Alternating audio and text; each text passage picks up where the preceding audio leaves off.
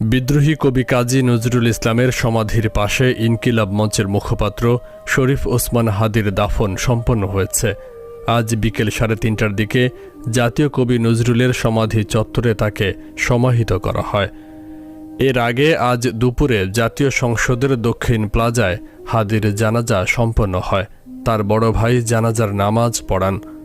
হাদির জানাজায় প্রধান উপদেষ্টা ডক্টর মোহাম্মদ ইউনূস, অন্যান্য উপদেষ্টা, রাজনৈতিক দলের নেতা সহ লাখো মানুষের উপস্থিতিতে সংসদের দক্ষিণ প্লাজা কানায় কানায় পরিপূর্ণ হয়ে যায়।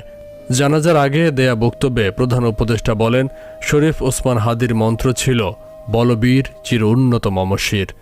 তিনি আমাদেরকে মাথা নত না করার মন্ত্র দিয়ে গেছেন। এই মন্ত্র আমাদের অন্তরের মধ্যে থাকবে।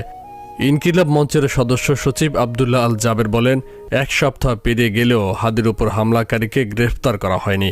আগামী 24 ঘন্টার মধ্যে স্বরাষ্ট্র উপদেষ্টা ও প্রধান উপদেষ্টার বিশেষ সহকারী খোদা বক্স চৌধুরীকে সপ্তাহব্যাপী তাদের পদক্ষেপ সম্পর্কে জনগণকে জানানোর দাবি করেন তিনি।